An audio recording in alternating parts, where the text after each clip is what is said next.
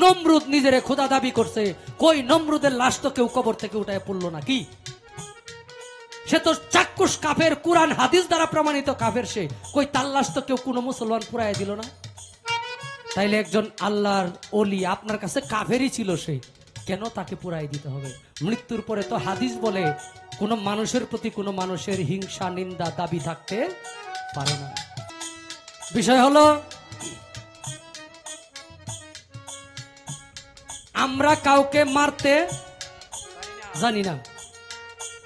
তরিকতের মানুষ দ্বারা যে প্রকৃত তরিকত পালন করে তার দ্বারা কোনোদিন সুদ, ঘুষ, দুর্নীতির কারবার হবে না। আর তরিকতের নাম নিয়ে যারা আইডি করে তারা হইল নামদারি তরিকত পালনকারী মানুষ। সব জায়গায় ভালো এবং মন্দ আছে। গানে বলছে তোমার মাটির দেহ হবে সোনা, নীলে গুরুর উপাসনা, তোমার জন্ম মরণ হবে বারণ, আসা যাওয়া আর হবে না। জালালউদ্দিন সাহেব বলছে পিঞ্জর হতে ছেড়ে গিয়া ঘুরে যেজন আসতে পারে, প্রেমের মানুষ বলি তারে, প্রেমের মানুষ বলি তারে। আমাদের এই তরিকত জগতের অনেক নজির পীর মাশায়েখ নিজে বইলা গেছে যে আগামী মাসের এত তারিখ আমি চলে যাব। যেমন সাধক উকিল মুন্সি সাহেব বলেছে উকিল মুন্সির হবে নায়র কার্তিক মাসের শেষে। অনেকেই গানটারে মনে হয় এরকম ভাবে নেই যে এই যে মহিলারা যে স্বামীর বাড়িতে যায় ওইখান থেকে নাকি নায়র নেয় না, এটা নাম মূলত ওই জায়গায় গানটা উনি লেখে নাই। উনি লেখছে উনার এবাদত নিয়ে, উনার যৌবন কাল এবং শেষ কাল নিয়ে। কিছুদিন আগে আপনারা দেখছেন আমাদের তরিকতের উপরে একটা নাজেহাল অবস্থা শুরু হয়ে গেছে, কি ছোট গেছে না? বুখারী শরীফে এবং আবু দাউদ শরীফে 3016 পৃষ্ঠায় বুখারী শরীফ,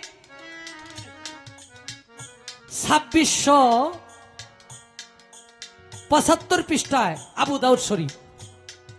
হাদিসটি আসছে হুজুর পাক সাল্লাল্লাহু আলাইহি সাল্লাম একদিন বসে আছে সাহাবীদেরকে নিয়ে, আমার নবী করিম সাল্লাল্লাহু আলাইহি সাল্লামের সামনে দিয়ে একজন বেদিন ব্যক্তির লাশ সামনে দিয়ে নিয়ে যায়।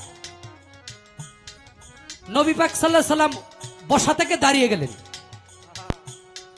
সাহাবীরা বললেন ইয়া রাসূলুল্লাহ, আপনি যে দাঁড়ায় গেছেন এই লাশটা সামনে দিয়ে গেল, এটা তো একজন বেদিনের লাশ, ইহুদির লাশ,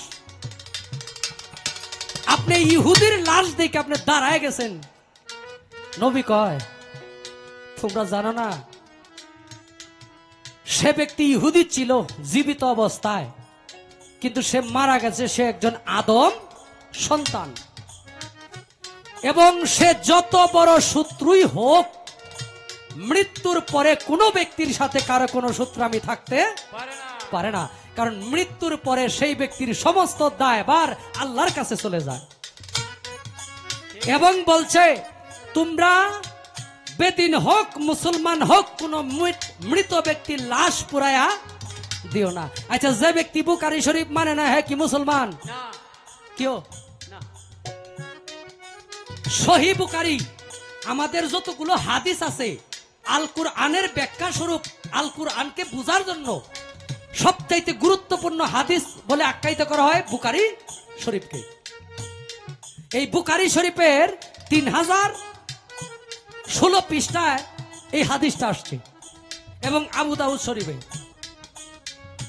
মৃত্যুর পরে আমরা কেমন পাষাণ হৃদয়ের মানুষ হইছি, মৃত্যুর পরে একজন ব্যক্তিকে আমরা মাটির কবর থেকে উঠায় তাকে পুড়ে, তাদের আকীদা কি? বর্তমান ইউটিউব ফেসবুকে দেখি যে এই ব্যক্তিরে যদি আবার না পুরাই দেই তাহলে নতুন করে একটা শিরিকের আকরা হবে। আপনাদের কাছে আমার প্রশ্ন, আপনারা কি এই আজিমপুর গুরুস্থানে একটু জায়গা কইরা ওনারে গাইরা রাখতে পারছিলেন না?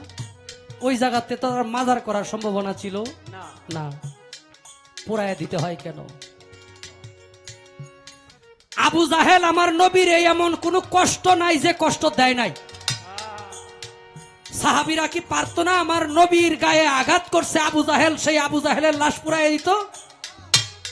কারণ আগুন দিয়া মানুষ পুরার দায়িত্ব একমাত্র আল্লাহর। ফেরাউন নিজেরে খোদা দাবি করছে, আল্লাহ এখনো নজির হিসাবে তাকে মুভি অবস্থায় রেখে দিছে। কই দুনিয়ার মধ্যে কি আপনার আমার চাইতে বড় ইমানদার আসিন না? তাড়াতাড়ি ফুরতে পারল না যে যে নিজেরে খোদা দাবি করছে, তোর মতো খোদারে আমরা পৃথিবীতে রাখবো না, ফুইরালামু। নমরুদ নিজেরে খোদা দাবি করছে, কই নমরুদের লাশ তো কেউ কবর থেকে উঠায় পড়লো না। কি সে তো চাক্ষুষ কাফের, কুরআন হাদিস দ্বারা প্রমাণিত কাফের। সে কই তার লাশ তো কেউ কোনো মুসলমান পুরাই দিল না। তাইলে একজন আল্লাহর ওলি আপনার কাছে কাফেরই ছিল, সে কেন তাকে পুরাই দিতে হবে? মৃত্যুর পরে তো হাদিস বলে কোনো মানুষের প্রতি কোনো মানুষের হিংসা, নিন্দা, দাবি থাকতে পারে না। তাই বলবো প্রত্যেকটা দরবারের মানুষ ঐক্যবদ্ধ থাকবেন। অন্তত মায়ের কাউরে না দিতে পারি, নিজেকে আত্মরক্ষা করার জন্য কিছু বিষয় জানা প্রয়োজন থাকে। ওই জায়গায় গেছে আপনার এখানে আসবে না, এটার কোনো গ্যারান্টি নাই। আমরা কোনো রাজনীতি বুঝি না, আমরা রাজনীতি করি না। আর যেই ব্যক্তি রাজনীতি করে তরিকতে থেকে, ওই ব্যক্তির তরিকতের মূল মানুষ বলি না, সে রাজনীতিবিদ। আমাদের তরিকতের কর্মই তো জীবনে শেষ হবে না, রাজনীতি কর্ম কোন সময়? আর ভাই আসছে শ্যামগঞ্জ থেকে, ভক্তি জানাই শফিকুল ভাই, গীতিকার শফিকুল ভাইকে। সাধন হইল এমন একটা বিষয়, প্রত্যেক, আমি সাধন নিয়ে কথা বলবো না, কিন্তু কিছু মেসেজ দিয়ে যাইতে চাই। সেটা হলো, যেই ব্যক্তি গুরু ধরছেন সেই ব্যক্তি একজন মুরিদান গুরুর কাছে যায়